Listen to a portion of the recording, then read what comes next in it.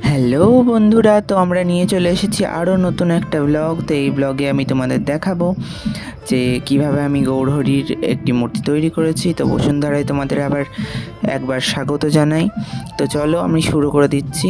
তো প্রথমেই এরকম একটা আমি মাটির একটা প্লেট টাইপের তৈরি করে নিয়েছি, তারপরে বেস রং করে সাদার উপরে হলুদ রং করে নিয়েছি এবং তার উপরে সাইড দিয়ে বর্ডার দিয়ে গৌরহরির গায়ের কালারটা করে নিয়েছিলাম এবং তারপরে হালকা আকাশি কালার দিয়ে ধুতিটা এবং চাদরটা হালকা গোলাপি কালার দিয়ে করে নিয়েছিলাম এবং তার উপরে আমি আস্তে আস্তে একটু ডিপ গোলাপের এবং ডিপ নীল দিয়ে এরকমভাবে আঁচড় কেটে কেটে ধুতির ইয়েটা করে নিয়েছিলাম। আর পদ্মগুলোও ভালোভাবে গোলাপি দিয়ে হালকা গোলাপি দিয়ে নিয়ে তারপরে ডিপ লাল দিয়ে আমি শেড করে দিয়েছিলাম এবং গায়ের এই যে গৌরহরির গায়ের রঙটা হয়ে যাওয়ার পর আমি তিলকগুলো আর গায়ের যে তুলসীর মালা আর মতির মালাগুলো ছিল সেগুলোও করে দিয়েছি রং দিয়ে ছোট ছোট করে।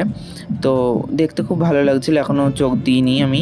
এবার এই যে প্রায় কমপ্লিট হয়ে এসেছিল আমাদের। এরপরে দেখো মানে দেখতে খুব সুন্দর লাগছিল, সামনে থেকে আরও ভালো লাগছিল দেখতে, মনে হচ্ছিল যেন পোস্টার ছাপানোই হয়েছে। তো এটা আমার নিজের হাতেরই তৈরি, তো খুব সুন্দর লাগছিল দেখতে। দেখো তোমরা দেখলে পরে বুঝতে পারবে। মানে আমি এই যে তোমাদের একটা ছবি দেখাই, এই ছবিটা দেখে আমি করার চেষ্টা করেছি, জানি না কতটা ভালো হয়েছে, বলতে পারবো না, তোমরা অবশ্যই কমেন্ট করে জানাবে কতটা ভালো হয়েছে। তো দেখো মানে খুবই সুন্দর লাগছিল। যদি ভালো লেগে থাকে, যদি ইন্সপায়ার্ড হয়ে থাকো, অবশ্যই লাইক কমেন্ট এবং শেয়ার করে দেবে এবং যারা নতুন আছো তারা অবশ্যই চ্যানেলটা সাবস্ক্রাইব করে পাশে থাকা বেল আইকনটি প্রেস করে দেবে। আর অবশ্যই ভালো লাগলে ভিডিওটা অবশ্যই শেয়ার করবে।